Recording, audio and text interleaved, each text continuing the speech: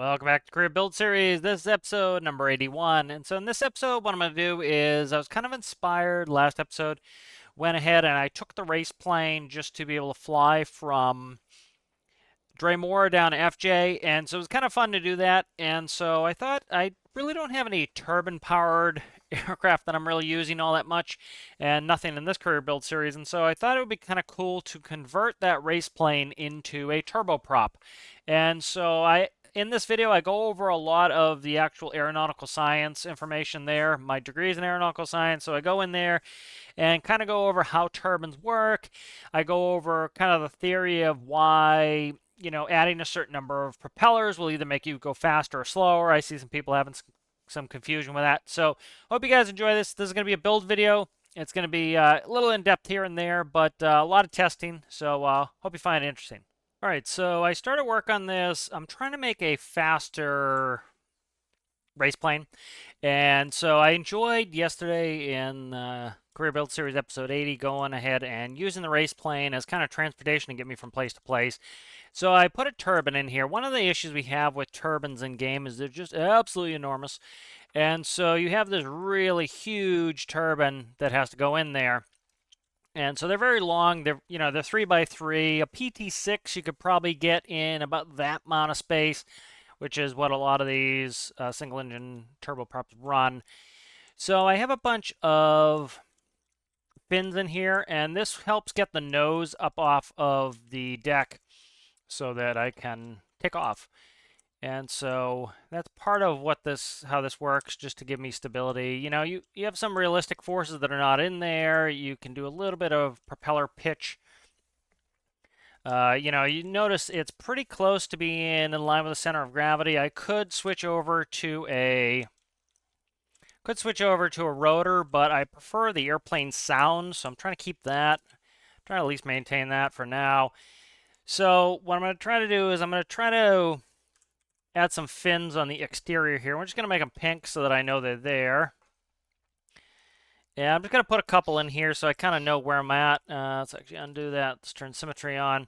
So I already have 4 in there. That's how I kind of get it to essentially move the center of lift so it behaves properly and realistically. And so they're currently in here. Let's see. They are right there. So these are part of the flap system.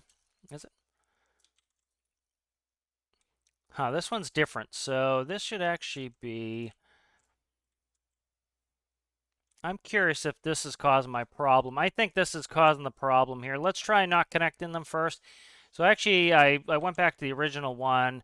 So I have my flaperons. Flaperons are a combination of flaps and ailerons. And so flaperons, flap, it lowers down to increase the camber of the wing, also sometimes increasing the surface area by sliding backwards. Also, you'll get boundary layer separation changes as the air goes over it and under it. That's often how airliner flaps work. Won't go into it too much. But from the flaperon here, we have front flaps. So these are connected incorrectly. So let's actually do this. And let's try that, because they're operating backwards. So let's go ahead and try this. And so if you need to figure out how to work a turbine, I do that in the Stormworks Basics turbine tutorial. I literally took the microcontroller from that and just took all the information and put it in this panel. Okay, so I need to put in, what am I running here? I think it's 0.2. So that's just a p-value tuning. I think it was actually 0.5. There we go. All right, canopy closes. All right, so as you see, the propeller starts after.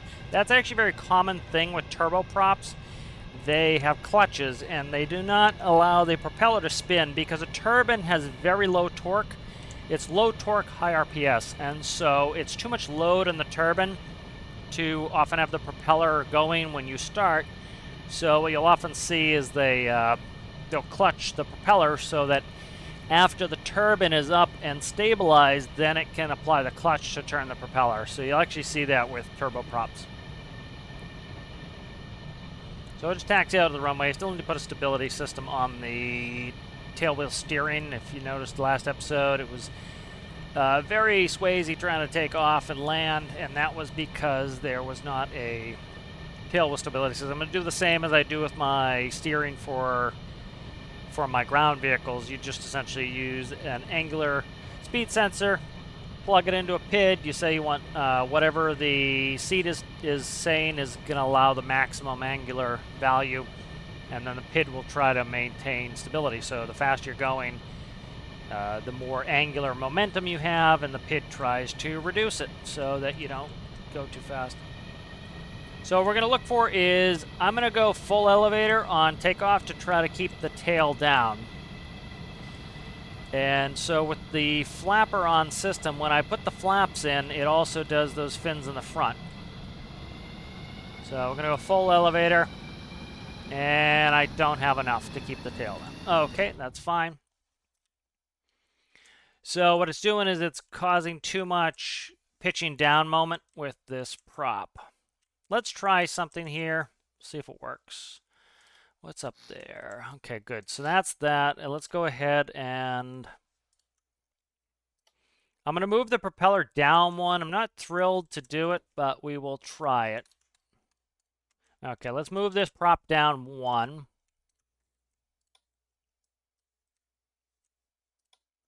Puts it closer to the ground, but it also brings it pretty much right in line with the center of gravity.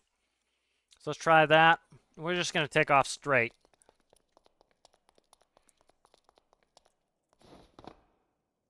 Let's just check these fins really quick. So these fins are in the cowling here. I want to make sure they're, ooh, come on there, flicky camera. Make sure, okay, these are actually backwards. All right, that will do it too. So these are actually working against me at the moment. So let's fix them. All sorts of issues. I hooked them up incorrectly just because I wasn't, I actually have a different black color in there. Let's do this one. So I was playing with the old one. I was going to go back and just do it as diesel reciprocating. Okay, come on. And so these have to be set up correctly. So let's go ahead and we'll do electricity first. And what's that? That is the clutch. So let's hook the clutch right there. All right, and then these need to be commanded by the front flaps. All right. So let's try it now. So that should give us some added nose lift. And what that does when the flaps are in, it tries to pick the nose up a little bit more to help us. So hopefully I can pull the propeller back up. So we'll see if it works. Oh, we need to put in a number here. Go higher than that.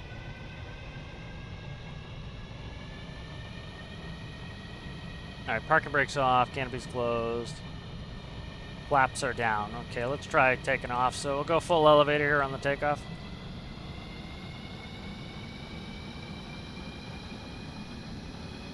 All right, so see, I just do not have enough nose stability. Let's try something here.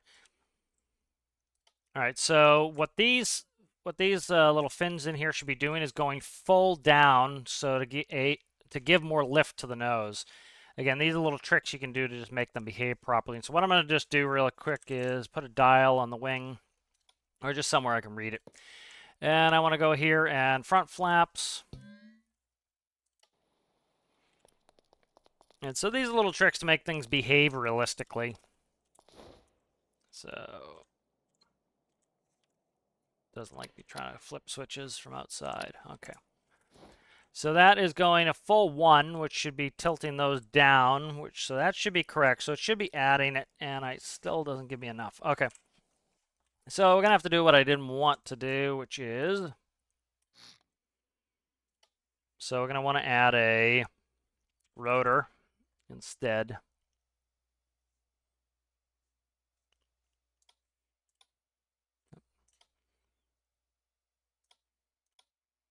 Oh, come on. Small my ass. That's huge. Light is the one. Okay. So I want a little bit more. So actually, let's do this. Let's raise it up. Because we're going to control the pitch a little bit here. And then I'm going to go ahead and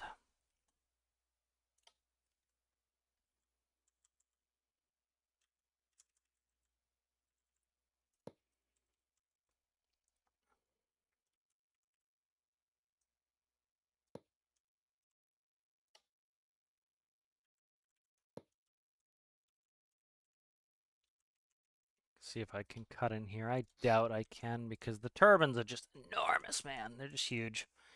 They're so huge, it makes it tough. All right, let's leave that for now. I just want to make sure this works. So let's go ahead and I'm just going to set in the rotor for now. I just want to, if this doesn't work, I don't want to dress it up too much. All right, so we want neutral. 4 blades is fine. Blade length, I'm actually, let's go down a little bit. Let's go to like, I don't know. Let's go down like 25%. Then I need to hook in the collective somewhere in here. Where is it? Prop pitch. There we go. Let's try it. Let's see if we can get this to go. So it's giving me a lot of prop to start with, but what am I doing here? So what I'm going to do here is just take the stabilized pitch, and I'm going to go to the pitch of this, and that will let me cheat it a little bit. Now, in real life, you actually tilt the propeller a little bit to account for, you tilt the engine, but you to get the blade pitch, the blade tilt, but to overcome some issues of center of thrust being above center of gravity.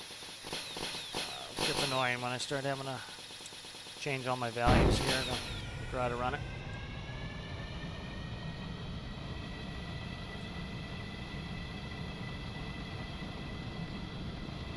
Alright, so let's see if we can't get a takeoff here. So it definitely should be able to because I can essentially fix that center of thrust, center of gravity issue. And it's going to do that flippy nonsense because now the sensitivity is too high for the speed that we're going. Let's see what the RPS is. 600 RPM. It's at 10 RPS. Okay. So let's bring that back. So that works, that little bit of pitch. What I should do is this. Let's test it.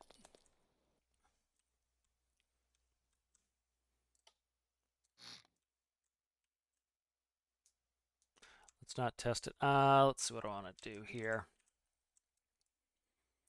So let's get rid of that for now. Let's go in here. Let's fix the p-value to a standard number, to a static number.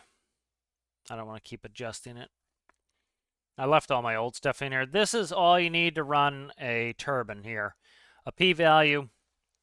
I'm running in the set point, which is the RPM I want. RPM off there, I have a 1. That's it. Pretty simple. All right. Let's go to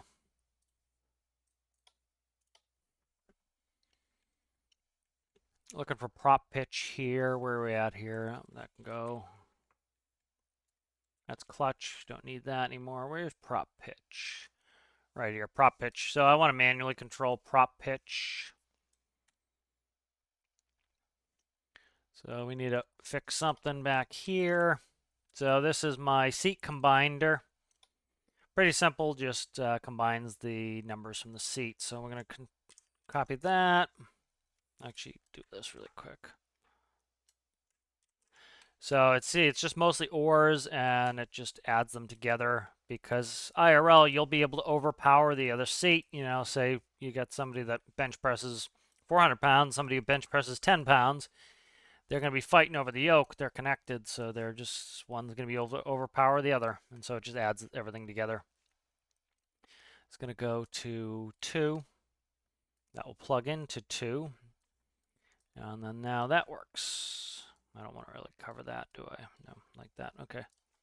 So that's the seat combiner, and that will give us 1 and 2 on the keyboard, which will then go and control my prop pitch, if I remember where I put it. Prop pitch right here. Okay, so we want to go... Nope, not that. Let's go from start fresh here. All right, so we want 2 over 1, like so. And eventually I'll go in to do constant speed propeller. But currently I'm not doing that because I have to go in and change the manifold pressure. I'll make a microcontroller that does manifold pressure constant speed propeller at some point. All right. And I want an up-down counter. I want 0.0 to 1. I want to enable that. I want minimum of 0.25 for blade pitch and a maximum of 1. That's going to allow me to control the blade pitch. 2 is increase, 1 is decrease. And then this will go here. So for the race thing, I was intending for it to be easy for other people to use. That's why I made it so it had a fixed pitch propeller, which I hate. It's very basic stuff for me, so I tend not to like it. All right, prop pitch should still be connected. Collective, it is. Okay, so let me make sure we configure the seats so they work correctly. So 1 is now prop plus push. We definitely want to push, not toggles. Minus toggle to push. Same here.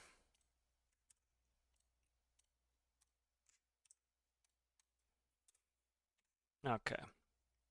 Spawn that.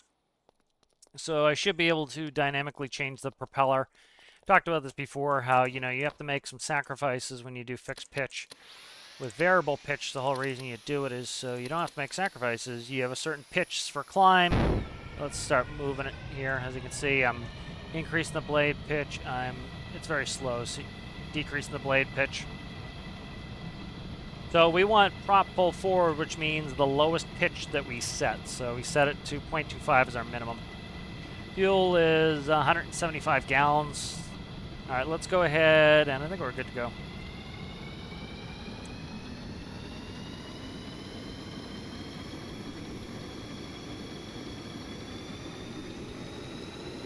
There we go, we're up. I didn't change the gyro. Okay.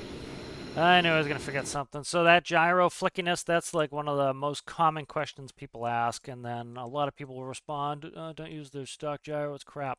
It's not crap. Stock gyro is fine.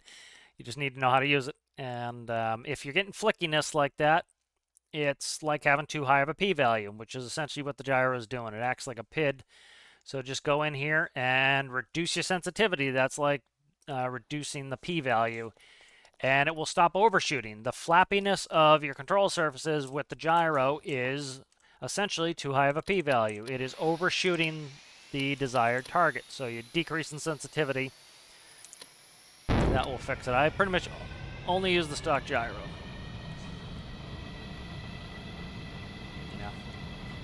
It's not perfect by any stretch of the imagination, but it's certainly good enough for most applications. And I find a lot of the recommended gyros that people have put, always recommend on the, see, we're too low on sensitivity now. Let's get rid of the flaps, and that will help me get some rollback because they're flapper-ons. So, all right, so you notice full throttle here. We're going 805 RPM, so let's just do 805 divided by 60. That's about, no way in hell. Okay, 805 divided by 60 is 13.4. So 13.4 RPS. Now, as I increase the blade pitch, I'm putting more load on my engine. And because I put more load on the engine, it's going to decrease the RPS. So we're going to start checking my fuel barn. Okay, we're starting to increase the pitch. So what we want to do is 2, which would be bringing the propeller lever backwards, IRL. And you see we're getting to more speed. RPM should be dropping. As you can see, it dropped. We're getting more speed. We're taking a bigger bite. Let's keep going. And as I was saying before, the best way to do this, the way it's realistic, is you want essentially a takeoff pitch. So you want low pitch, high RPM for takeoff, as I've said a million times, so I'm doing 0.25. As I increase the blade pitch, I'm going to get a bigger bite out of the air. It's going to take off some RPM, and I'm going to get a better speed. That's going to be when we get to my max speed, which is what I'm testing for now. I'm just gently bringing it back, and I'm going to just keep trimming. When we get to the maximum speed, I know what blade pitch my max speed is. So I'm still increasing the pitch of the blade, and we're still getting more and more speed, as you can see. Just gently tapping. I'm trying not to descend here. I'm going to just gently add a little trim here and a little aileron trim, which is unusual. And so I'm just going to keep increasing. So about 234 was the most. All right, so this tells me something. Okay, so... All right, so 234 is my best speed. So there's a certain prop setting, which what I should be checking is with RPM. That's my best speed. And so 234 is my best speed. Now I brought the prop to 100%. You see we're still doing about 200 knots. And let's look at the RPM. We're down to 400. So you got to think of it this way. You start off at your takeoff. It burns a ton of fuel, but it doesn't cause much restriction on your turbine. It doesn't put a lot of load on your turbine. And you want that. You don't want a lot of load on the turbine because that allows you to quickly spool it up. There's something with turbines called spool up time. The way a turbine works, let's talk about it again. All right, so here's a turbine diagram. Again, my degree's in aeronautical science, so we had to have courses on turbines and everything else. This isn't really a high bypass turbofan because it's actually not a bypass turbofan at all. But this is a turbine, and so we had a really cool course on turbines. It was, a semester on turbines where they actually had cutaways in the classroom and we could touch different turbines and the parts, and they actually played just an audio clip of it starting, and we had to write down what each, what thing at what time was going on. So you'd listen, say it was a 5. Oh, I don't know, how long does it take? Probably like a 60-second sound clip, and it would say at second 15 what was happening. You'd have to say the igniters turned on and stuff like that. So it's very cool. So anyway, you have a turbine, and this is actually a little bit more of what a turboprop would be like. A high bypass, I'll look up a high bypass as well.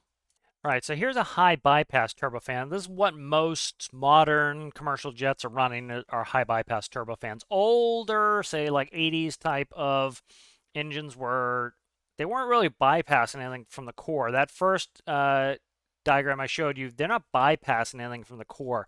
Everything goes through the core. The new high bypass, what it does is it allows you to increase the N1 section, your main fan section.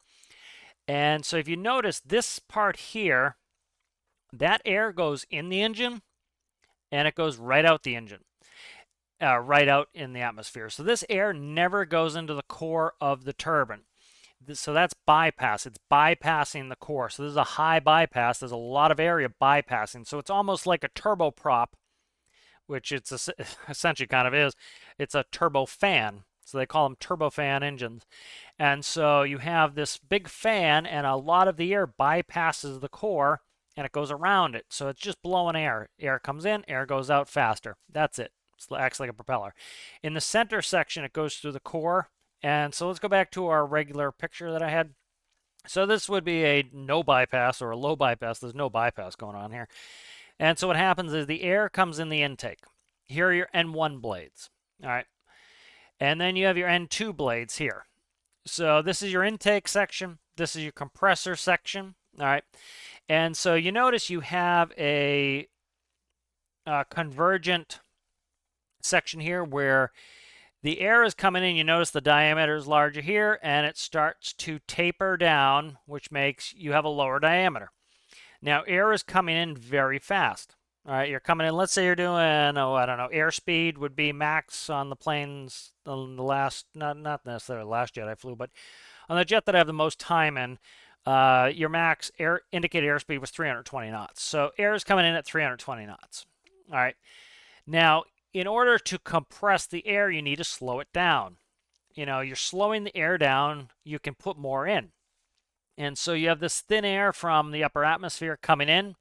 It's starting to move with the N1 section. Then it comes in here to your N2 section, your compressor blades. And you notice right there you have a cone, and the cone is starting to converge the air. that necessitates it slowing down. In order to increase pressure, you need to decrease speed. So the speed of the air is decreased. And it makes sense, right? If you have 10 units of thin upper atmosphere air coming in here, in order to get the pressure up, right, you need to pack more air in, right?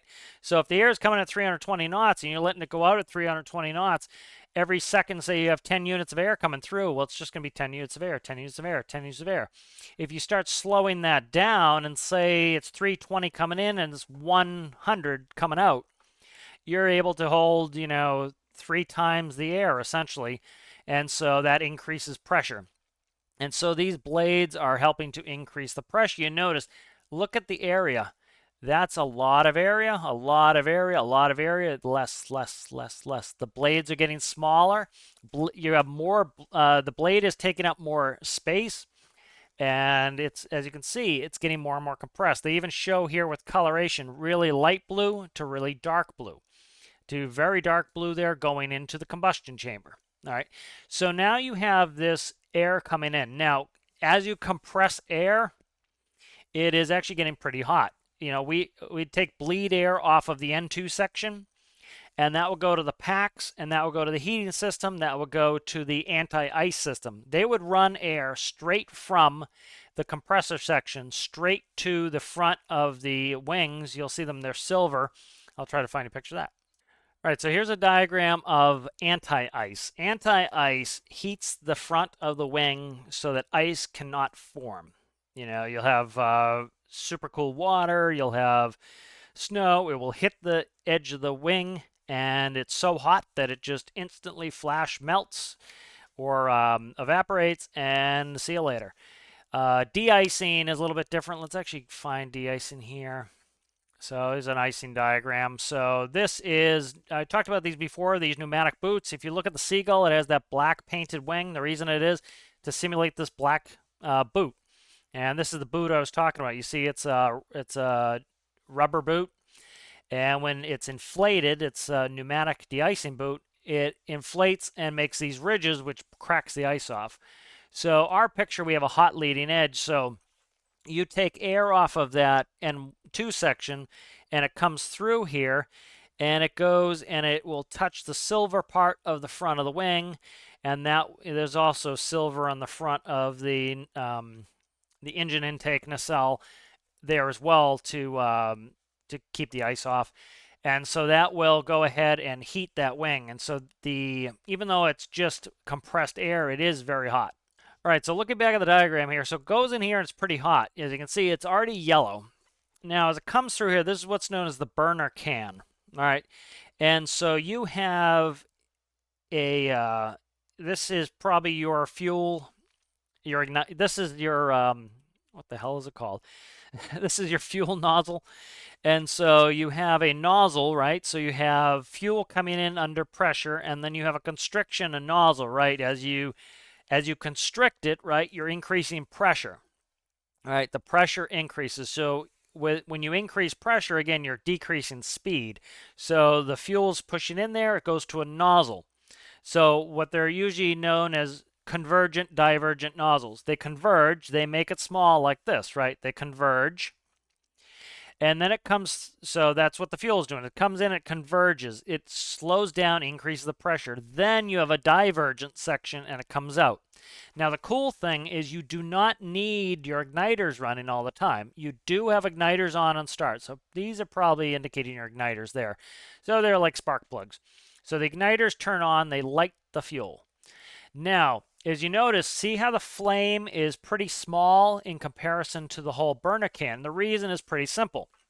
If I took some blazing hot fire, as you can see, it's orange.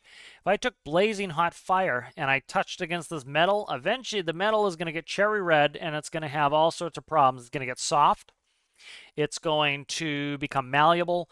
And it's going to probably, through thermal shock, it's going to eventually fail. And so what happens is some of this air goes in the front of the burner can here, and it actually goes around the fire. And what that does is as the air comes in, you do need, of course, the compressed air in order to, combust, right? You're injecting fuel into very hot air. What happens when you inject fuel into very hot air? It ignites, right? You have oxidizer, you have your accelerant, which is your fuel, and you have your source of ignition, which is just the general high temperature in there. So the air actually goes around both sides of the flame, and it causes the air has pressure, and so it causes this flame to stay in the center and not touch the edges of the burner can. And that keeps the burner can from getting so hot that it will, essentially fail. And so that keeps the temperature down of the burner can. Now, as you notice, some of the air will go around the burner can, right? The air is not needed for combustion, right? Just goes in here. That's for combustion. Some of it goes around. What's that for? Cooling. That keeps the burner can from getting too hot it fails. Air going through the burner can, too hot that it fails. Now, as the hot gases expand, right, they go shooting backwards. And these hot gases, you can see by the red color. So remember, you have a convergent and then a divergent section. So as you can see, it converges again to increase pressure. As you can see, here is your highest point of pressure in the combustion chamber. Then it comes shooting out into the turbine section.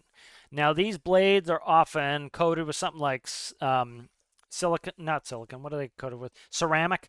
They're ceramic coated, and that gives them the ability to tolerate a lot of heat. They're also often ventilated. They'll have little holes in them that allows the heat to dissipate. And so you have your highest point of convergence here, and then it diverges. As you can see, it increases in diameter. That increases the speed that it comes out, but it decreases pressure, right? You don't get anything for free. You don't get to have increased speed and increased pressure. You lose one. You're trading pressure for speed. So this comes shooting out. Now it's hitting these blades. The turbine section is actually what's powering all of this. This engine looks very complicated. It is dead simple. And so you have your turbine section. You have one, two, in this case, three turbine sections, or three turbine blade sections, because it's essentially a disc with blades on them. It comes out here. Again, look at this. Convergent nozzle. It converges and then divergent. So the cone here is causing a convergent section and then allowing for divergence, which will let that exhaust go out faster than it came in. All right, so let's talk about how this actually works for those interested. I know this turned into a lesson that people might not be interested in, but some might find it interesting. So you generally have the different diameters here, and there's actually a bunch of different, each of these turbine sections are connected via shaft to different sections of blades. So the way you actually spin up a turbine is with air. So you get, well, not necessarily. You'll often use it depends on the vehicle. Sometimes you have electrically spun compressor sections. Sometimes, like we have in games, sometimes, generally, mostly what you have is pneumatic. So what you'll do is you'll electrically start your APU. And so the generator is actually a starter generator. It will go from being a generator to being a starter. It will spin backwards, and it will spin up the APU. The APU will then have air come in, and it will blow into your compressor section, and it will start to blow on the blades. Just if you take a pinwheel or a wind turbine, you blow on it, it starts to spin. This starts to spin. What's that do? It intakes air, it compresses the air, it blows the air through. All right, once you get up to a certain pressure, a certain N2 value generally, because you're reading what your N2 pressure is, you will then turn on your fuel. The fuel will come down. Now, on a start, it will also tick off the igniters, because generally your compressed air is probably not hot enough to ignite the fuel, maybe not hot enough. You definitely don't want to be blowing a bunch of raw fuel in here. If that happens, it's happened to me. There's a process for that. We'll even talk about it. And so you have the air come in now with the start process, because it's blowing in the compressed section, spinning it up, and what will happen is you'll then inject fuel, and you will turn on the igniters. Air fuel mix and are ignited. Boom, fire sustains it. The igniters will shut themselves off. You don't need them anymore. The general temperature of the combustion chamber will keep the fire burning, It goes through here. Now, what's actually happening is the air is pushing on these turbine blades, spinning them. Now, let's say this one. I think it's probably this one because of the diameter. This one here is probably connected to your N1 stage. So as this one spins, it is spinning your N1 blades. It's direct shaft drive. So this is moving the same speed as this. Likely, this is one of your N2 sections here is connected to this turbine blade. As the air passes over that, that spins. It's going to spin at a different rate because the diameters are different. See, the diameter is different, then the rate of spin is going to be different. So this one is probably connected to this section of the N2 section. And then this final smallest turbine blade is connected via shaft to this section of your N2, and that will spin your N2 blades. And that's how you get this running, and it's self-sustaining. So thought you guys might find that a little bit interesting. You know, I like to kind of geek out on the stuff myself, but that's essentially how a turbine operates. All right, now the mystery to me is why I went into all that detail, but you know, a lot of people have been interested in some of the mechanics of how these things actually work, and so, you know, and what you're doing essentially with a turbo prop or turbo shaft, you'll hear of turbo shaft helicopters. Turbo shaft is generally will be helicopters. I don't know if they call them turbo shafts necessarily if they're attached to, say, propellers. You have certain like Coast Guard boats I know that have turbines that are turning the propellers. And so in this case, a turbo prop is the shaft that would go to the N. Generally, the N1 section will go to an accessory gearbox, or not accessory gearbox. It will go to a primary drive gearbox, which will then turn a propeller. And so a turbo prop is essentially just like a turbo fan. You're using that N1 section to turn a, in this case, propeller, or it could be to turn a turbo fan blade. But anyway, so I thought you guys might find that interesting. I don't even know why I brought it up, but but so this thing is actually, it's doing an all right job, but it is going to be thirsty. As you can see, we are down, we burned 70 gallons of fuel so far, and we haven't gone very far at all. We're doing a little bit better now, but these turbines are going to be very thirsty, and so there are ways we can try to get some efficiency out of these. So let's try for that. So we definitely are going to need some efficiency. As you can see, we're coming up on, we're not quite at 50% fuel yet. Let me do a quick calc to figure out gallons to liters. All right, so essentially we're leaving with 658 liters of fuel, and so we're coming up on burning about 50% of it. So we've already burned 330 liters of oh, I have to fix that, of fuel here. So as you can imagine, that is excessive. And so let's go ahead, and instead of me trying to land here, let's yank it in the workbench. And so what we need to do is we need to maintain, I like the speeds. The speeds are great. I need to maintain the propeller RPS. So I need to maintain the same RPS of the propeller, but I need to reduce the RPS of the turbine. And so if we actually look here, I have two gearboxes set to 3-to-1. So that's a 9-to-1 gear ratio. And so I want to increase that. So let's shoot for 12-to-1. And if this gives me really miserable performance, I know that I need to go more towards 9-to-1. If I'm doing all right, I can go higher than 12-to-1. So we want to face the turbine, the output shaft on the turbine. And so if I'm going to go to 12-to-1, it's pretty simple. So it'll be a, well, actually leave that as 3-to-1. 3-to-1 times a 2-to-1 is a 6-to-1 times a 2-to-1 is going to be a 12-to-1. So that's a 12-to-1 gear ratio. And so let's go ahead and test that. And we'll see how this behaves. So my pitch is good. My yaw was good. My ailerons are a little bit under, I don't have enough effectiveness. So we're going to go up 35% on my ailerons. So just changing the sensitivity values in the gyro. Let's go fire this up.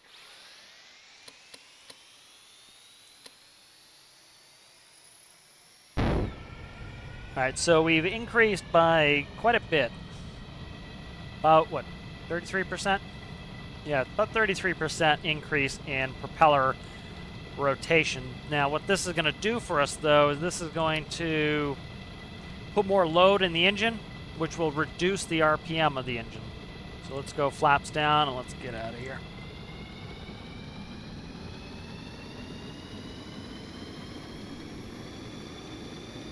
All right, so we're off. So we do have torque. So right now, I cannot overcome the torque of my engine. So people will wonder, why is my plane rolling? It's the torque of the propeller. This is something you actually have to deal with IRL. The propeller is turning one direction. Well, guess what? The plane wants to turn the opposite direction, right? It's like if you have one of those hand fans and you grab the fan, the base of it starts spinning. Same thing. The base is the plane. It's starting to spin. So let's go ahead and put the flaps up. All right, so now when I put my flaps up, I have enough control to be able to overcome that because the flaperons, part of the controllability I have on my ailerons are going to flap. All right, so now we have a 12-to-1 gear ratio. Remember we were up around 800 RPM, so because I've increased the gear ratio to 12-to-1, it's putting more load in the engine, and so it's decreasing the RPS. It's like asking somebody who bench presses 100 pounds to bench press 30% more than that, so 130 pounds. They're going to be able to do fewer reps, and that's RPM, reps per minute, are going down. So think of it that way. Pretty simple. All right, so now let's go full speed here. Actually, I had the speed down a little bit. We are still lower, but I think we're at 885 or something now. We're down 100 RPM. All right, so we're going 229. And so let's go ahead and let's start, bring the prop back, and we'll find our max speed. All right, so we're probably there. Max speed is going to be a certain RPM. Remember, a propeller is a screw. For every one rotation at a certain given pitch, it's going to go a certain amount forward. So we're probably limited by RPM here, which is fine. So I'm bringing my prop back. I want to get to max efficiency. We're doing like 192 knots last time. This should be slower. We're putting more load on the engine. But that's what we want to do. By loading up the engine, that's going to be the only way I'm going to be able to get the RPM down. Or I can bring my throttle back. I don't want to bring my throttle back. I want to load up the engine, and I want to get the propeller is to 1, which is going to give me the most load, which is going to give me a lower RPM. Remember, we're at like 400 RPM. Pretty simple. The game's pretty simple on this. Is the game's pretty simple with this. Let me try to think of the best way to put this. So the lower the RPM, the less fuel we're burning. Makes sense, right? You think of those burner cans, right? How do I get the turbine to spin faster, right? I can't say, hey, give me more air, right? My N1 section, my N2 section, they need to move faster in order to suck more air in, right? The turbines are only going to spin faster, which spins the N1 and the N2 section, if I put more fuel in. So the only way for me to spin a turbine faster is to put more fuel in it. That's it. And so if I want to reduce my fuel use, I need to reduce my RPM of my turbine. Now I can add more gearing. I can increase the gear ratios. Now notice, before at 100% propeller and 100% throttle, we were like doing 192. Right now we're doing 177. So because we're doing 177, my fuel burn is going lower because my RPM is now down at 290 RPM. So I've lost speed, but I've gained efficiency. Now we can do it a couple ways here. So let's bring this back. We can load up this engine multiple ways in game and IRL. A lot of people, they love to throw 5-bladed propellers on everything. You notice my old plane had a 3-bladed propeller. I have a 4 on here. Again, this is how you load up an engine. By adding load, by asking the engine to lift more weight, essentially, do more work, it is going to reduce the RPM. That's going to increase fuel efficiency. Adding more blades gives you more efficiency. It does not give you more speed because generally the higher the speed you can spin it at a given pitch, the faster you're going to go. You'll often notice that some planes that are designed for speed might only have two-bladed props. The reason they started going with 3s and 4s is to get more efficiency. And so when people convert their, say, private plane from a 2-blade to a 3-blade, they're generally doing it for efficiency. If they're converting it to a 4-blade, it's for efficiency. A 2-blade is often the fastest because you're putting the least amount of load on it. It can spin up to a higher RPM, and so spinning up to a higher RPM gives you more speed, but it gives you more wear and tear on your engine. It gives you more fuel burn, and so people will say, okay, let's put more propeller, let's put more blades on there. Now, I'm going to do something here. Let's do this. I didn't mean to do that. So we can do this a couple ways. So I want to load it up. One, I can increase the gear ratio again. I'm not going to do that. What I'm going to do is I'm going to add a second propeller. Now part of this is just for the cool factor. So filled in arrows going left. Okay.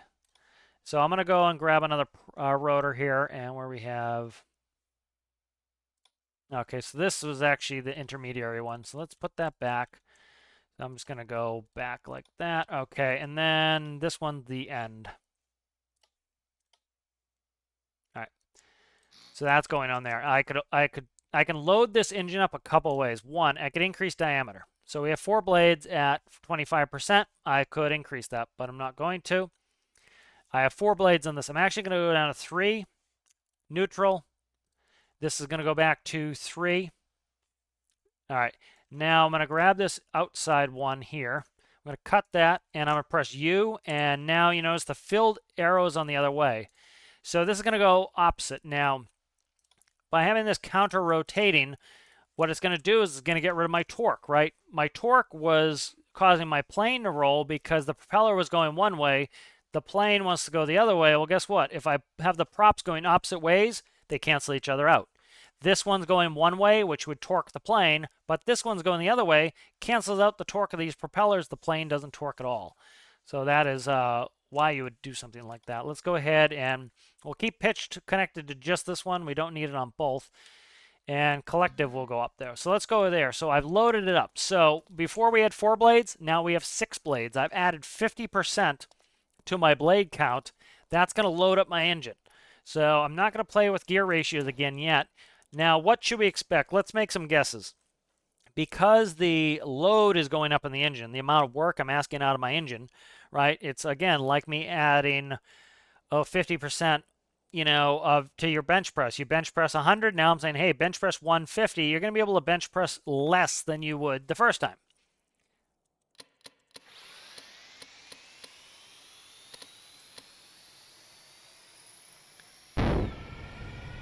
Right, so the clutch will kick in at some point once it gets up to a stabilized RPM. And there's our beautiful counter-rotating. I love counter-rotating props.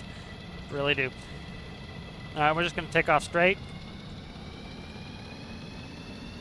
Now, hopefully that one propeller, the pitch on there should be enough. It is, to be able to get me to turn 2. Now, we should expect slower speeds.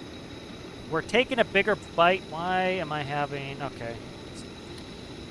Still give me a little torque. Should be canceling out the torque. It could be because of the pitch. One of the blades pitch and the other one's not. But, all right, so we're around 230. Remember, we're up around 234 before, so we lost 4 knots of speed. But, let's say we're at full throttle now. Remember, we're at 786 the second time, and we're at 885, I believe, the first time. So we're going slower. We're going only about, say, 4 knots slower.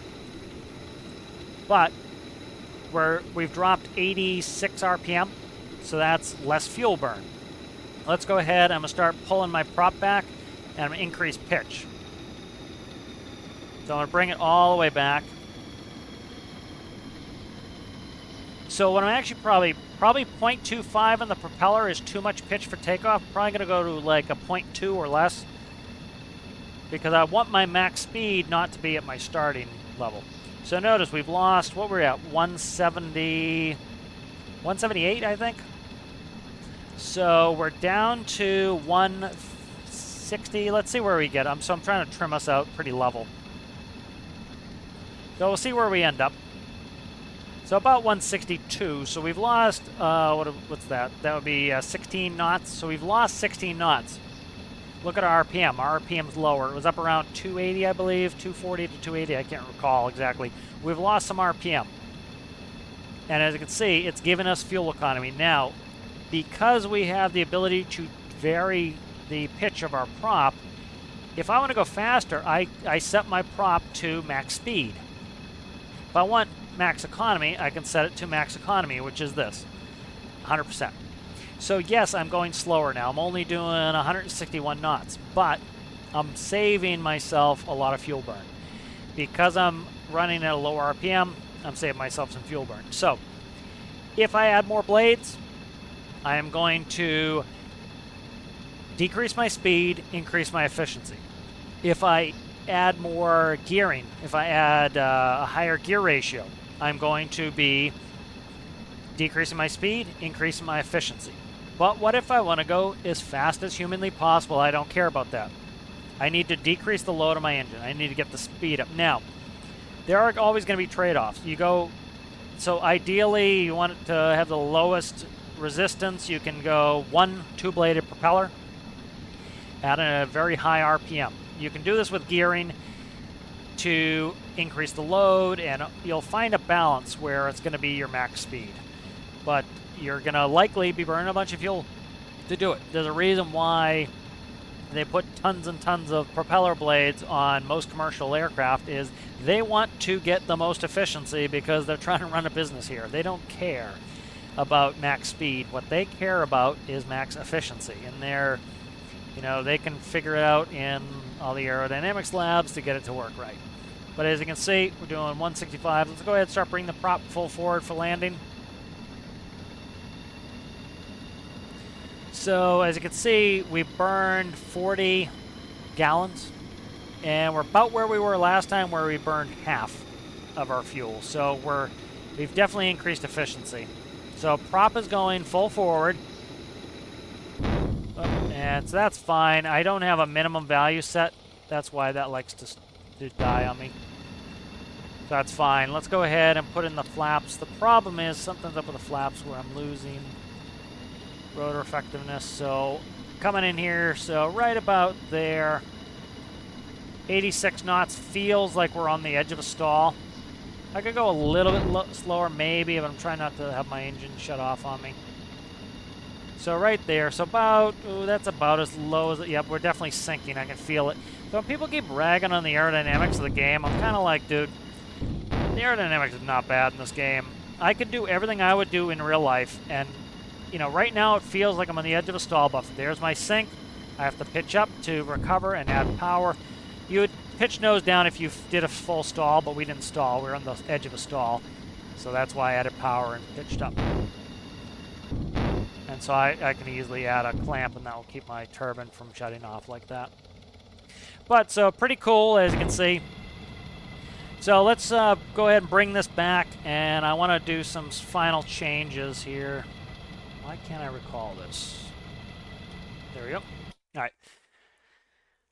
So let's try to get a better balance. And so what I'm going to do is this. So let's see. Do I want counter-rotating? I don't know. I don't know if I do or not. Let's try this. Let's do this. Let's go down to 2 blades. And 2 blades. All right. Let's do this. Let's play with this. So by doing this, I'm not going to demonstrate to you guys again, but we've decreased the load, right? We've gone from 6 down to 4. We've lost 33% of our load. Should get a faster speed, a faster spool up in the engine, but let's do this. 3 to 1, 3 to 1. That's 3 to 1, 2 to 1. So that's a 12 to 1. So that's now a 9 to 1. That's an 18 to 1 right there. Let's run an 18 to 1, but with only 4 propeller blades. So we've decreased the load of blades, but we have increased the gearing. Now, let's say your favorite is a 3-bladed prop.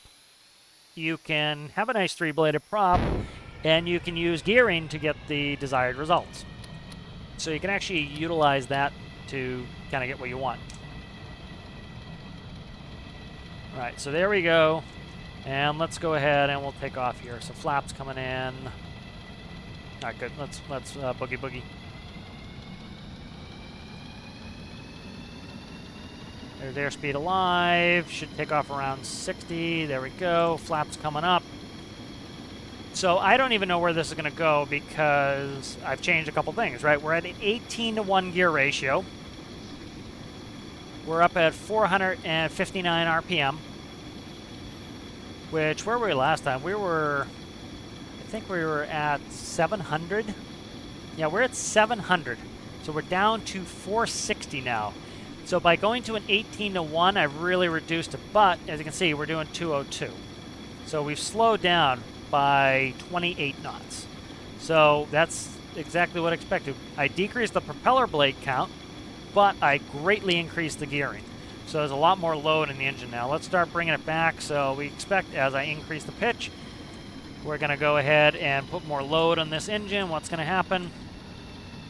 Likely we're going to start to lose a lot of speed, but we're going to gain a massive amount of efficiency. So before, if you remember, we were at, what were we at? 162. We lost 30 knots. That sounds familiar. We're down 139 RPM on the turbine. So this turbine is running more and more efficient now. Look how slow the fuel burn is going. So this has given us a nice, efficient airplane. All right, so much more efficient, this plane.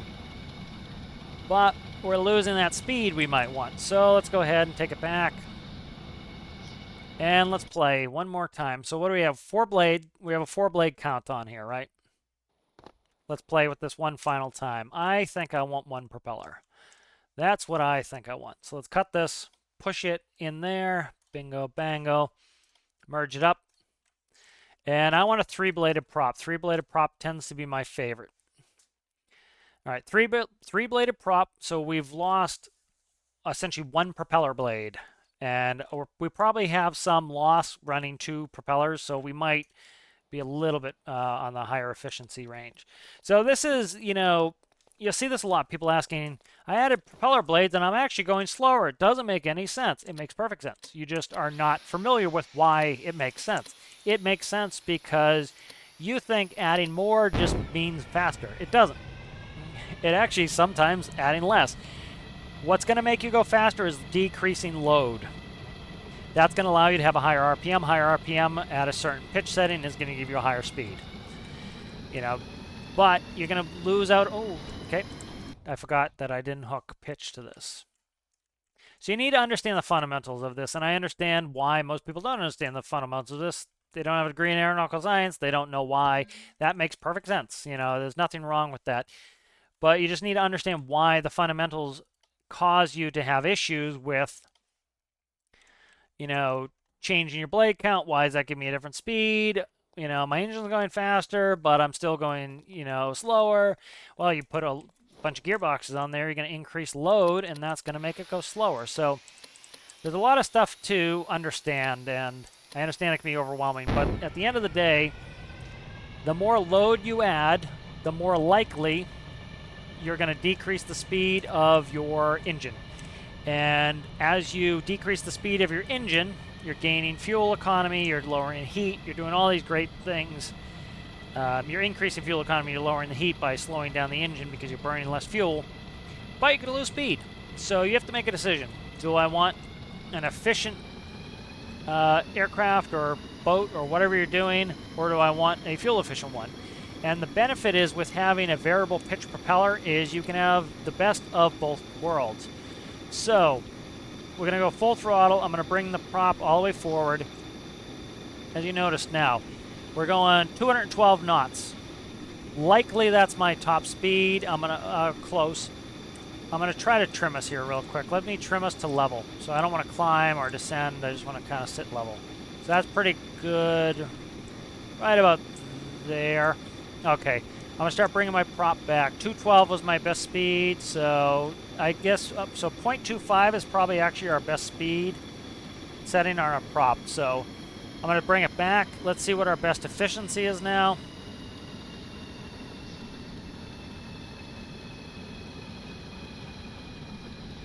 And so this is kind of a good balance here. 1 prop, 3 blades, 18:1 gear ratio. Max efficiency, we're running, looking like 142, and we're down 160 RPM on the turbine. So this is going to be a pretty good setup for this plane. We'll do one quick thing to finish off. But this is going to allow me, when I don't care about fuel, when I just want to get somewhere as fast as humanly possible, what I'm going to do is, with a variable speed propeller, or variable pitch propeller, what it will allow you to do is you can set up the load imparted on the engine so that you can go max speed. Or you can set it up for max efficiency. And so this allows you, or anywhere in between. You want to go a little bit faster, but you don't want to burn a ton of fuel. You go 50% between max efficiency and max speed. And so that's why they have the variable pitch propellers. When you're trying to take off and land, you need the engine to be able to spool up fast, and you want a lot of RPM so that you can control your speed. And if you get into trouble, you want to very quickly be able to give a ton of power to your propeller, essentially, to get it moving. That's why you do low pitch, high RPM. And right now we're running in super efficient mode, not burning too much fuel. And so this is kind of the things you want to think about. So let's do one more thing. Is I need to set this up. So remember how I like to set up my engines. I want my lowest pitch to be for takeoff and landing. Right now that's 0.25. I want to make that lower. So what I'm going to do is go in here to, if I can click on the right thing. All right, so I'm going to go in here to prop pitch. 0.25 is actually right around where my best speed is looking at. So let's go to point, and also I can't sit here idle and not have the airplane slide even with the brakes on because I have too much bite. So what I want to do is I want to go at idle. I don't want the plane to move. So 0.15 is my new reset value. 0.15 is going to be my takeoff. I don't need to take off in like 10 feet. It's going to take me some time to take off because the propeller's not taking a lot of bite out of the air, but it's putting very little load in the engine. Very little load allows high RPM. That's still going to give me enough power probably to take off. I say probably because we haven't tested yet. But it's going to also allow me to, as I increase the pitch, I'm going to be able to go to max speed. And then I'm going to be able to go to max efficiency. So I have takeoff, max speed, max efficiency, and I have a range anywhere in between. And that's ideally how you should be setting up your system. Now, I will change this. Actually, you know what? We don't really do this. You do it differently in a turboprop. It's condition and torque. You know, torque. What is torque? Torque has to be... Torque must be power and condition must be propeller, I think. I can't recall. I've never flown a turboprop. I went straight from reciprocating to jets, so... Light on, please. Alright, so now notice, brake is off. Brake is on. Before, if I had the brake on as we were sitting here at idle, we would have been moving. Notice we're not moving, and that's because I decreased the pitch of the propeller. Now, before, when I took my brake off, I could sit here and it would accelerate us too fast. That's actually something you get with turboprops. That's why you can go in beta. If you remember, I made it so that the Seagull could go in beta for this very reason. All right, so let's take off. So we should have no problem taking off.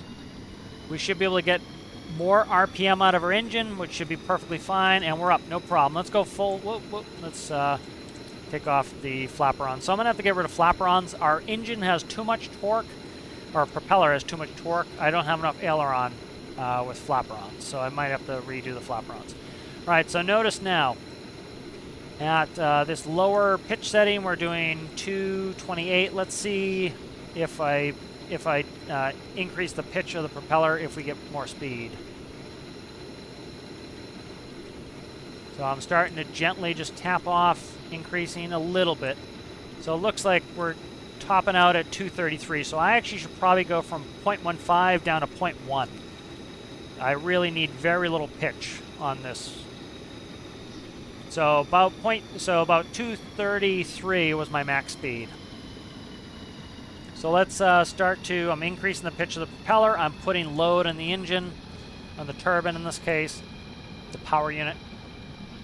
And as I increase the prop pitch, I'm loading up the engine, and now I lose my speed. Oh no, but I'm gaining sweet efficiency. All right, so let's actually do some quick look at the numbers here. All right, so I'm trying to, let's trim us out here. I have to put in some aileron trim. You do have torque issues IRL, but you deal with you get P factor. P factor is the air coming off the propeller and hitting your tailplane. So when you take off, you get a lot of that flow hitting the tailplane, and so you need a lot of right rudder in a single engine propeller aircraft for takeoff. And you also get torque as you power up. The plane wants to rotate opposite the propeller, and you need to give it some aileron. Right, so now our max efficiency is 144 knots, 161 RPM. All right, so we're nice and fuel efficient, and if I want to go somewhere fast, all I do is start increasing the prop.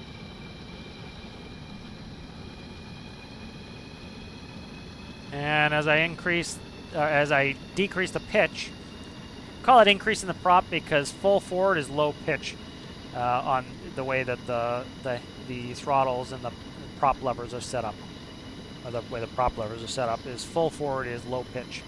So as you can see, I can go faster if I want, and we burn more fuel, right? No shocker there.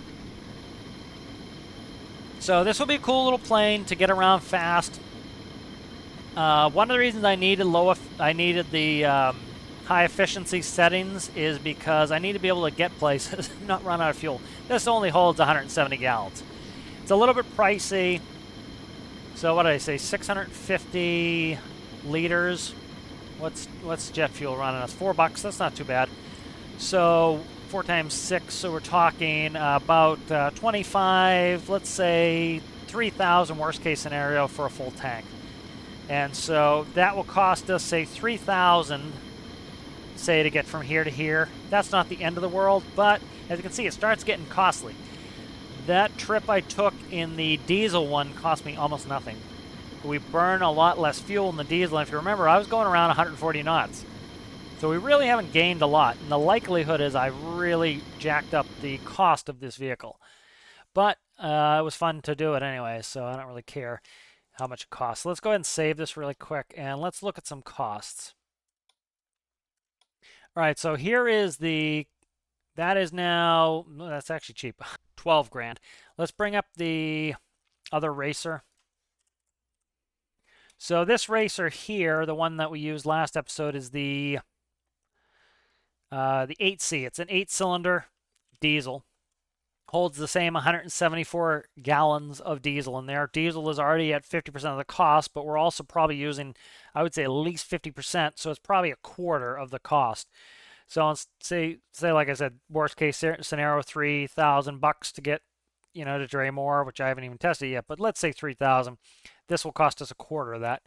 That will cost us, a tiny bit, of what that costs, 700, so pretty cheap. And this was going 140. Now, if I change the propeller settings, this would have gone slower. This is at a 60% prop pitch constantly, so I will change this to variable pitch, and we'll see where we run on that. But it's kind of a fun exercise to run the turboprop. I enjoy getting into some of that, aeronautical science stuff, because that's what my degree is in. So I hope you guys enjoyed that, found that informative.